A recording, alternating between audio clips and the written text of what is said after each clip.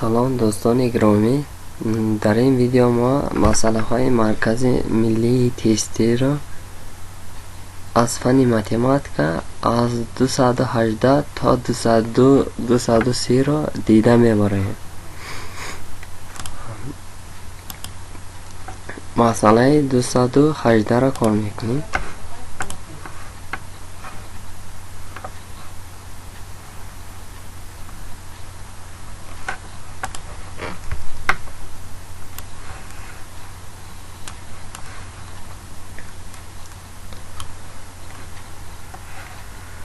برای کدام قیمت x فونکسیای زیرین قیمت خردترین را میگیرد. برای آنکه قیمت خردترین فونکسیا را یافتن، ما اول باید فاصله گیریم. فاصله فونکسیای داده شده را میابیم. فاصله فونکسیای داده شده را میابیم. y' برابر می شود فاصله x کوادرات دو x فاصله مینوس 2x مینوس 2 فاصله مینوس 20 بر 0 برابر است.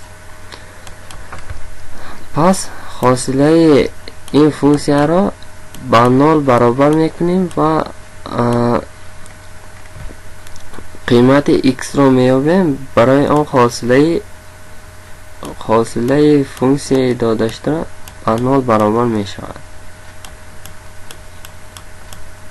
برابر این از اینجا x را یابیم. x برابر 1 پیدا می شود.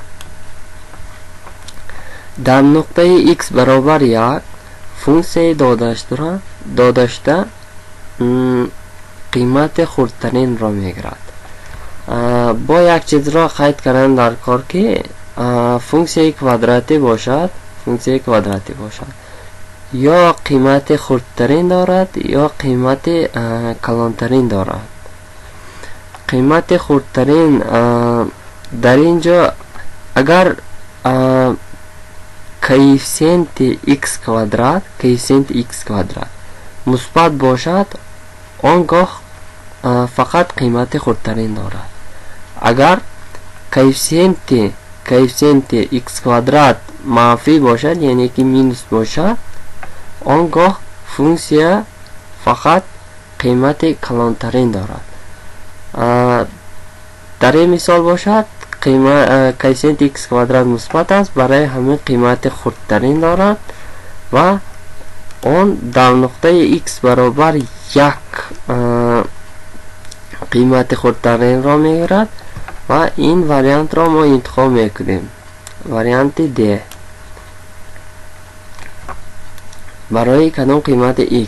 برای x برابر 1 میگذاریم و مسئله نوبتی.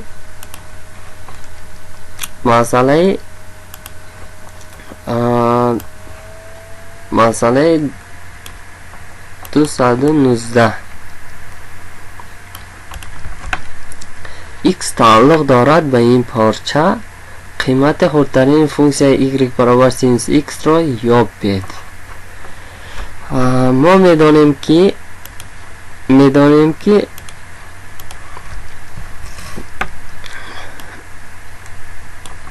y برابر سینوس x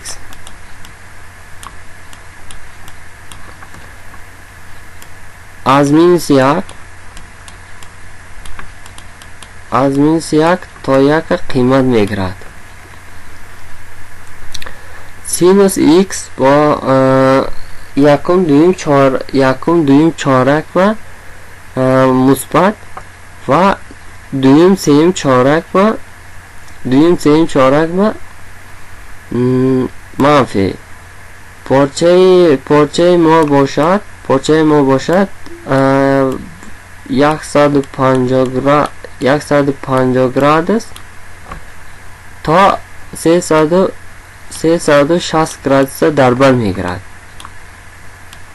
360 گراد در بر میگیرد. سینوس x باشد در 270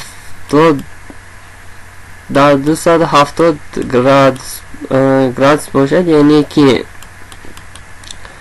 که این 3 پی تقسیم 2 باشد. سینوس ایکس اما سینوس 3 پی تقسیم 2 این برابر است به مینوس 1.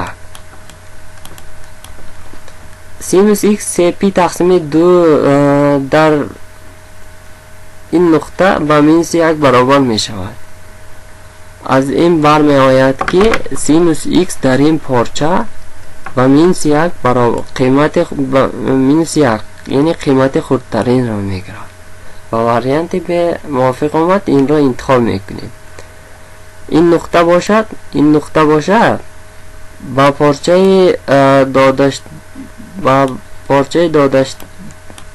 پارچه دادشته تعلق دارد. با مسئله نوبتی میگذاریم. مسئله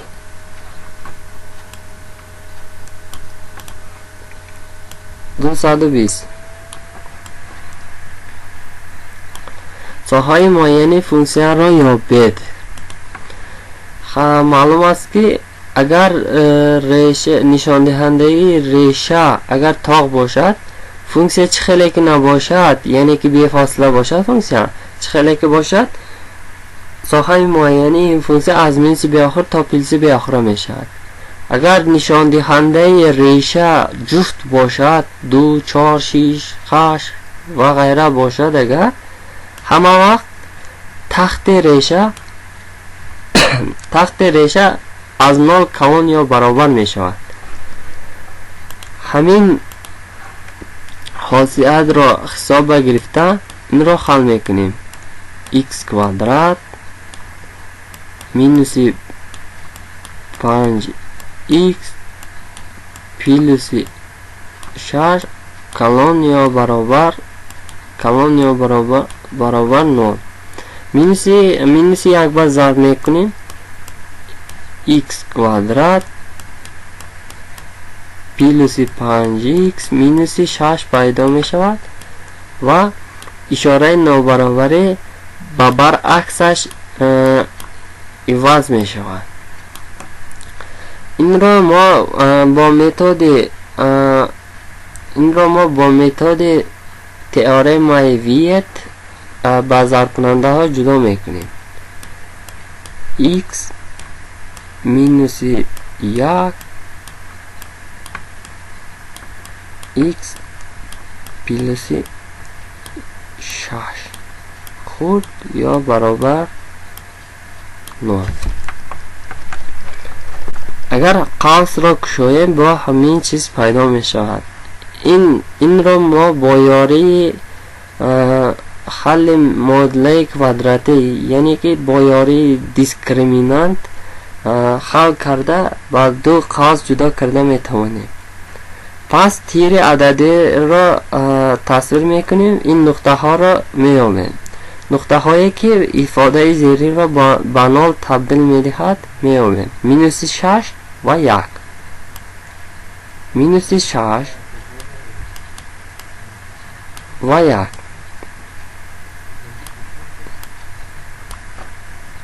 این نقطه ها داخلی اند برای آنکه نابرابری ما برابردار است. اینترول ها را تصویر می دهیم. از 1 کلان بگذار از این پارچه یگان عدد را گرفته به افاده می مانیم. مینوس 6 و 1 بین این انده 0 این 0 را گرفته به افاده می مانیم. 0 را گرفته می مانیم. 0 اینجا مانیم میشن 0 مینوس 6. مینوس 6 در حقیقت از 0 خورده است. مینوس 6 که شد значит این پارچه مینوس و اتوماتیکی پلس مینوس یک تا پلس یک تا مینوس ما مونده میتونیم 2 تا چتاش پلس میشود. و ما پارچه‌ای که در آن منفی است قیمت ifade در کار بود میمونیم میابیم با ما پارچه زیرین جواب شده میتواند و این پارچه را می نویسیم -6 تا یکا هر دو سرحدش داخل می شود. این واریانت ما باشد با واریانت ا موافق است. واریانت را انتخاب میکنیم و مسئله نوبتی میگذاریم. مسئله 221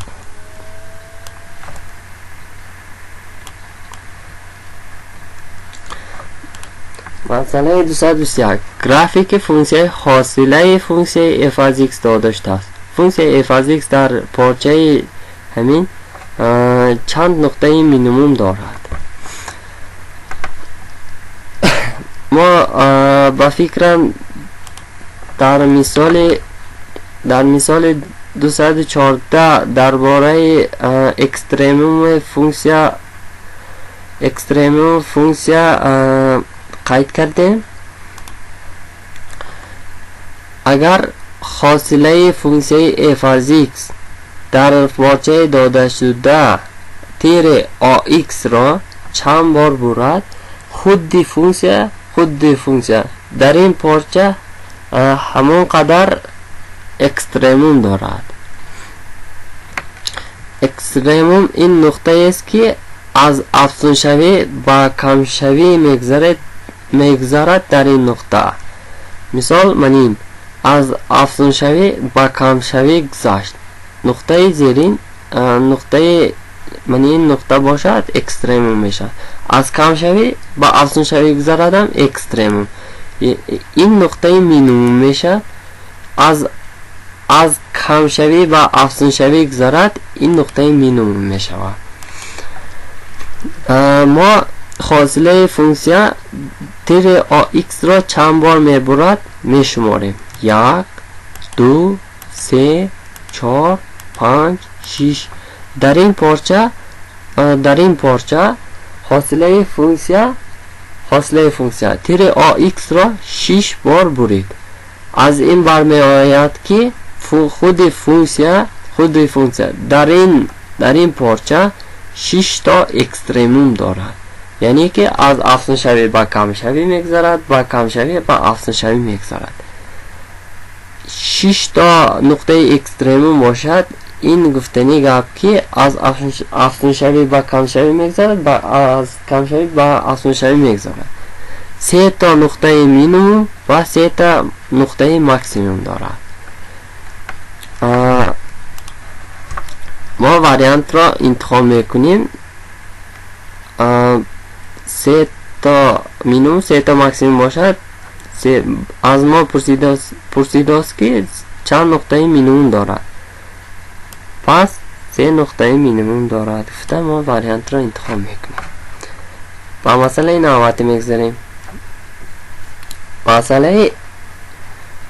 مسئله 222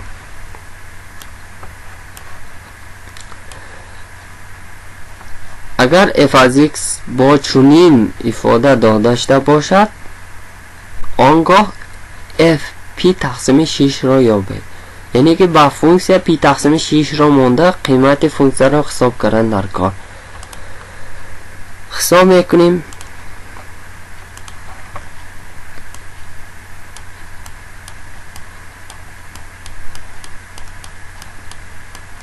p تقسیم 6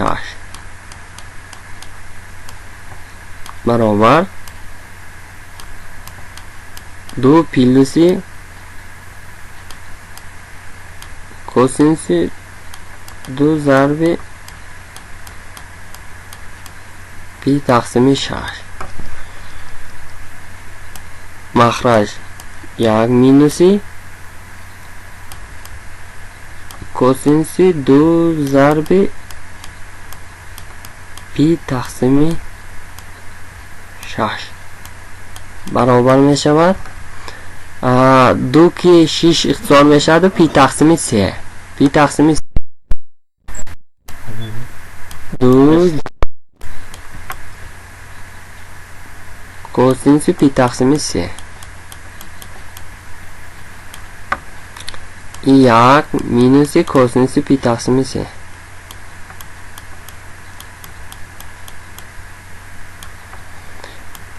قیمت کوسینوس پی تقسیم 3 با 1 تقسیم 2 برابر است. این قیمتش را میمونیم 2 پلس 1 تقسیم 2 1 مینوس 1 تقسیم 2 برابر. این را حساب میکنیم 2 ضرب 2 4 پلس 1 5 تقسیم 2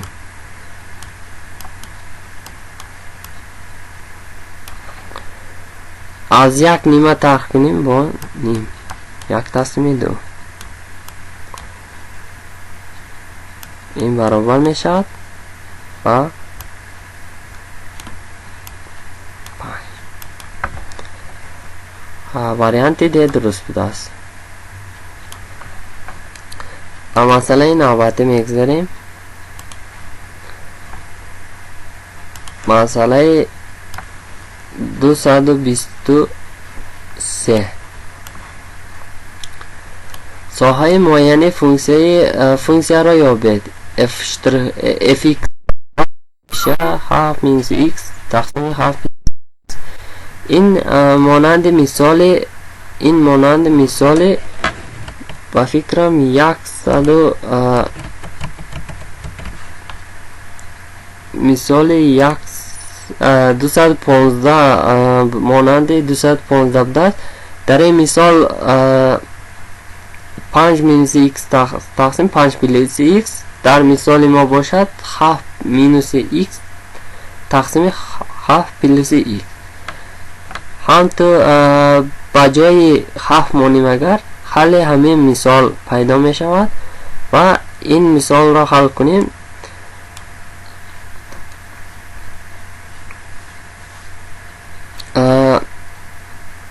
عیناً با نمود همین مثال حل کنیم اگر ما با نتیجه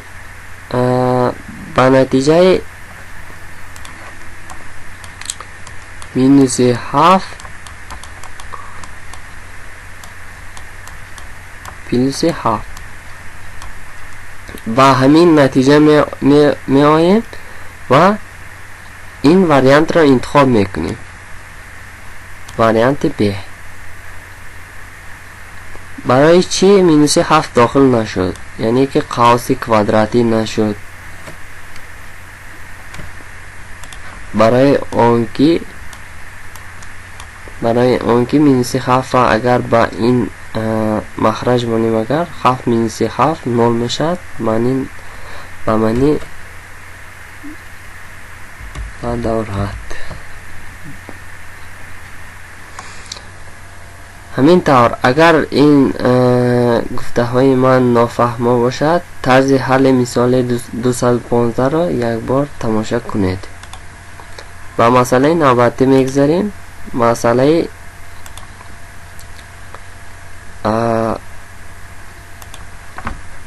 مسئله 224 اینتگرال را حساب کنید. اینتگرال را حساب میکنیم.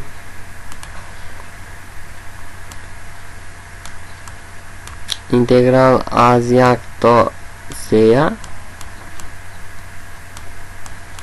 3x پلس 4 dx برابر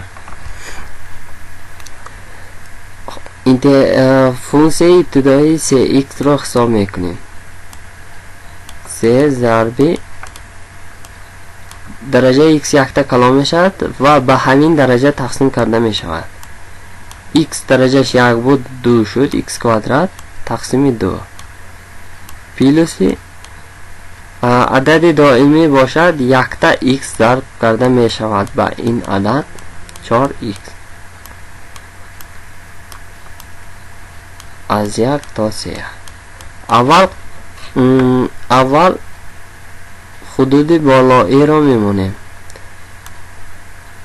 3 ضرب 3 کوادرات تقسیم 2 پلوس 4 ضرب 3. پس مینوس میکنیم حدود پایانی را. یک میمونیم. 3 ضرب 1 کوادرات تقسیم 2 پلوس 4 ضرب 1 حساب میکنیم. 3 کوادرات 9 ضرب 3 27 تقسیم 2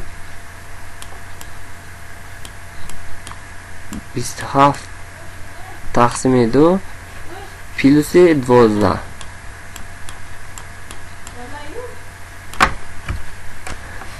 پلوس 12 مینوس 3 ضرب 1 3 تقسیم 2 مینوس 3 تقسیم 2 مینوس من مینوس که پلوس مینوس میشد مینوس 4.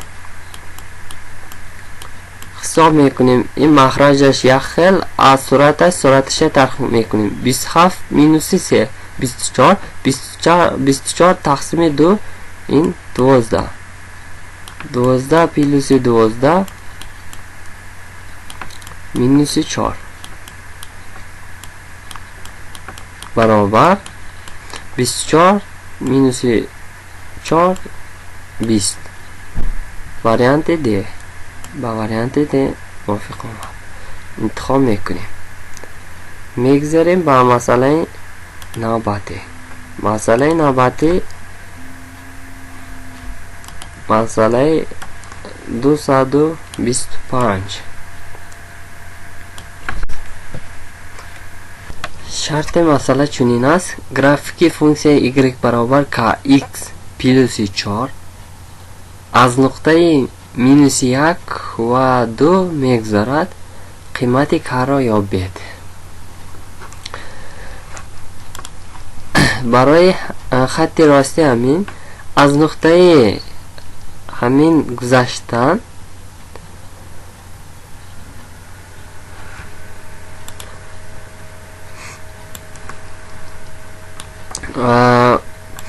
ما باید این نقطه را با خط راست میمونیم و k را معاین میکنیم. اگر این x و این y باشد و قیمت هایش را با خط راست میمونیم. y برابر 2 برابر k ضرب x مینوس 1 پلوس 4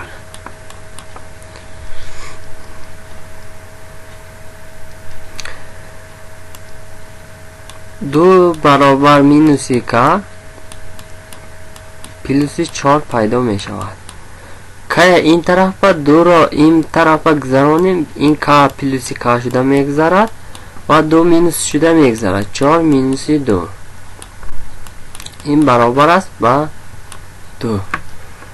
واریانت 3 درست بوده است. انتخاب میکنیم و با مسئله نوبتی میگذاریم. مسئله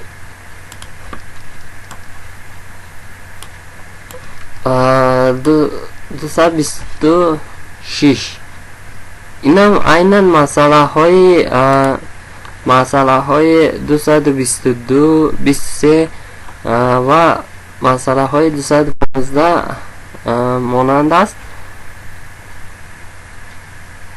این مسئله را از روی حل مسئله 215 حل کنیم آسان می شود و این را با این حل این مسئله را باشد. بعد خود داوطلبان میسپریم. این هم همین طور حل کرده می شود. واریانتش 3 درست است، برای اون که مینوس 8 داخل نمی شود، 8 خود 8 داخل می شود. خلاص طرز حلش ما 215 مثال 215 نشان دادیم و با مسئله نوبتی میگذاریم.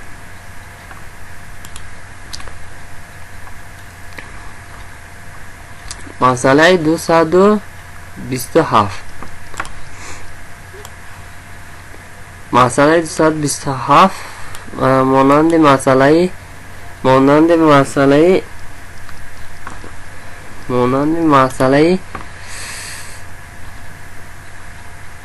222 بوده است. این مسئله را حل میکنیم. اگر فونکسیون چنین داشته باشد، قیمت فونکسیون را در نقطه پی تقسیم 12 حساب کنید. حساب میکنیم f پی تقسیم 12 برابر است 2 پیلوسی سینوس 2 ضرب پی تقسیم 12. مخرج 1 مینوس سینوس 2 ضرب پی تقسیم 12. 2 که 12 را اختصار میکنیم پی تقسیم 6. این هم پی تقسیم 6. سینوس پی تقسیم 6 و 1 تقسیم 2 برابر 2 پیلوس 1 تقسیم 2 1 مینوس 1 تقسیم 2. اینم مانند مثال 225 با 5 برابر می شود 5 و نیم. این ادونی تقسیم نیم این برابر 5. هر واریانت اینا واریانت دیو دست انتخاب میکنیم. با مسئله نوبتی میگذاریم. مسئله نوبتی مسئله 228. مسئله 228 حساب کنید. یعنی که اینتگرال داده شده را حساب کردن در کار حساب میکنیم. از 2 تا 50 از 2 تا 50 اینتگرال چنین است 2x مینوس 1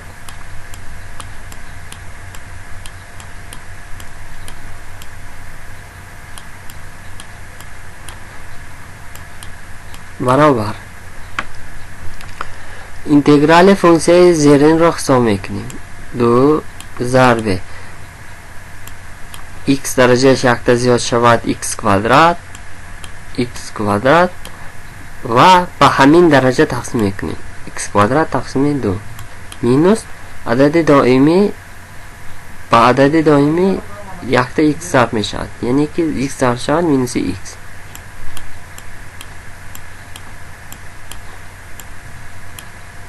از 2 تا 50 اول قیمت بالایی را میمونیم 50 میمونیم. این 2 که 2 اختصار میشود 2 که 2 اختصار میشود x کوادرات مینوس x میمونه. x کوادرات با 5 میمونیم 5 را مونیم 5 کوادراتش 5 کوادرات مینوس 5. حدود پایانی را میمونیم. حدود پایانی باشد 2 کوادرات مینوس 2 تا میکنیم 25 مینوس 5 این 20 مینوس 20 minus 2 kvadrat 4 minus 2 2 20 minus 2 این برابر است با 18. واریانت رو انتخاب میکنیم. واریانت 3. با مسئله نوبتی میگذاریم.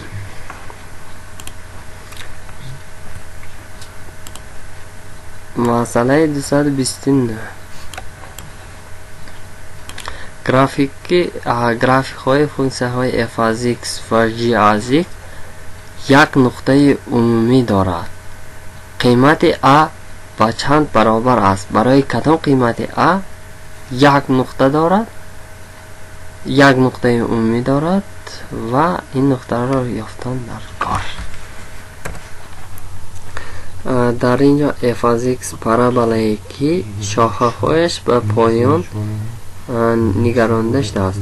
g از x باشد پارابولایی که شاخه‌هایش به بالا نگرانده شده است. اکنون در یک وقت اگر نقطه پارابولا یک جای شود، در همون وقت یک نقطه برابر می شود. بگذار پارابولا ها چنین داشته باشد و در این نقطه آنها با یک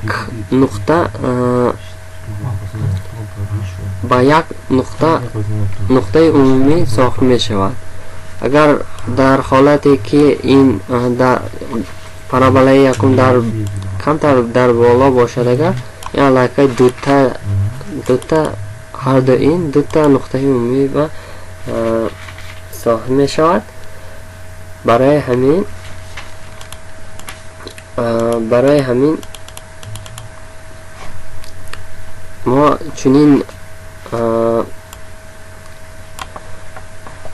گرافیک را پیدا کردن ما لازم.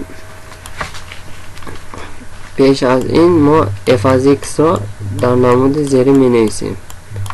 نوگ f از x را می یابیم. مینوس x کوادرات پلس 14 x مینوس 43 برابر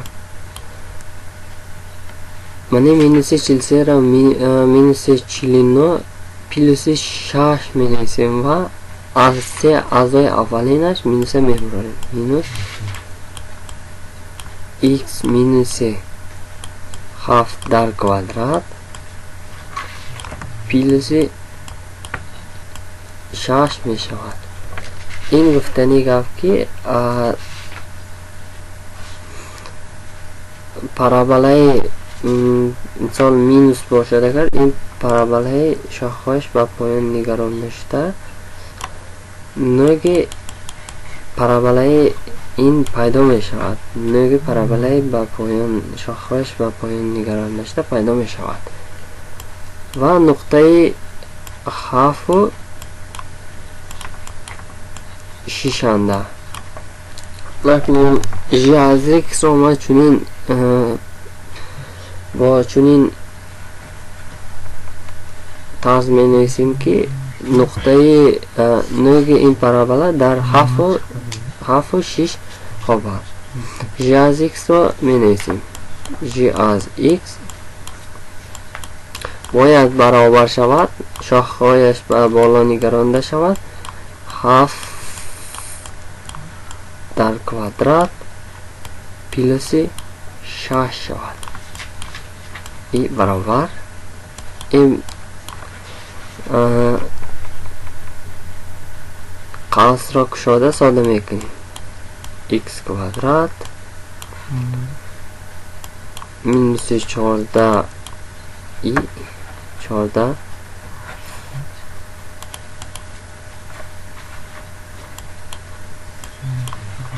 مینوس 14 x پلس 49 پلس 6 x کوادرات مینوس 14 بود. اینا جدا میکنیم و بعد از وای پلس a بود. پلس ا بود. ما از اینجا پلس ا اگر منی چی ا برابر باشد ا برابر شد 49 و 6 جمع کنیم این برابر میشد 55. واریانت دی بوده است. واریانت دی را انتخاب میکنیم و مسئله نوبتی میگذاریم. مسئله نوبتی این مسئله نوبتی ما مسئله آخرین می شود. 203 فونکسیون y برابر x کвадрат تقسیم 4 مینوس 2 x کвадрат پلس 11 x کвадрат تقسیم 2 مینوس 6 x پلس 5 چند نقطه اکستریموم دارد. برای این نقطه های اکستریموم را یافتن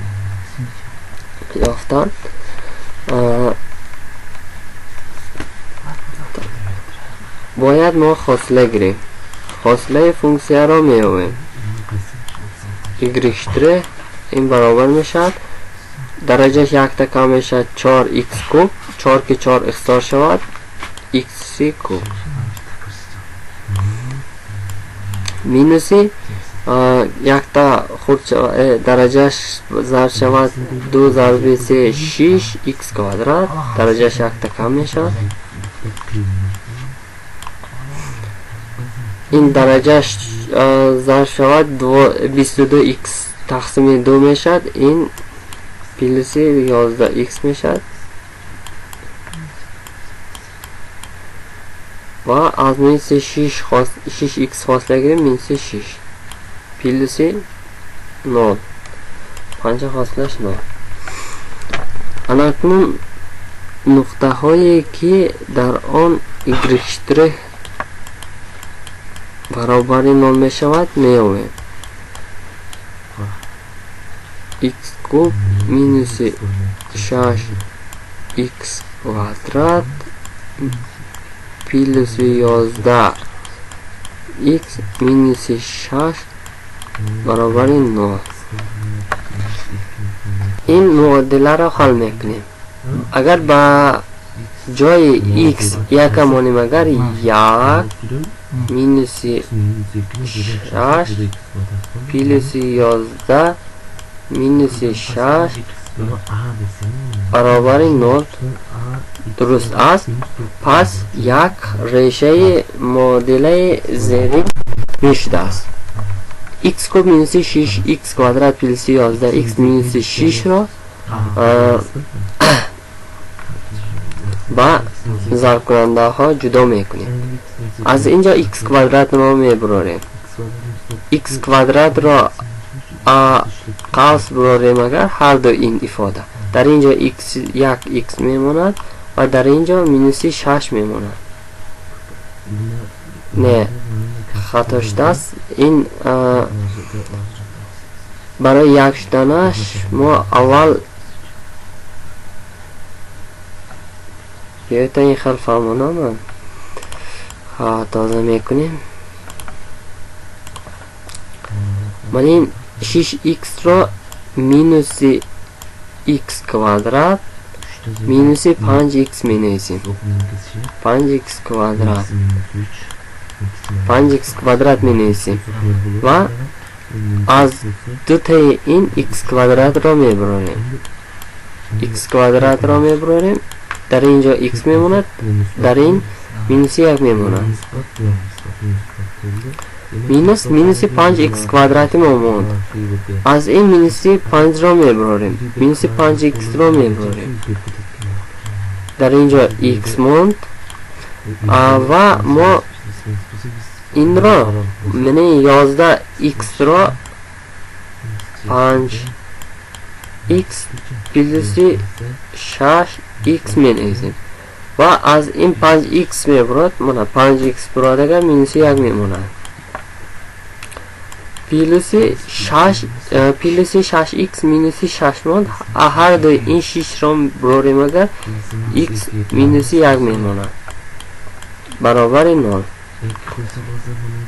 هر یک جمع شونده x مینوس 1 را دارد و این x مینوس 1 را ما با 0 برابر کنیم میشود. یعنی که اقاس برآوردیم و با 0 برابر کردیم، در اینجا x برابر 1 پیدا شد. یک تا نقطه کریتیکی یعنی یک نقطه اکستریموم است این. و همین طور ما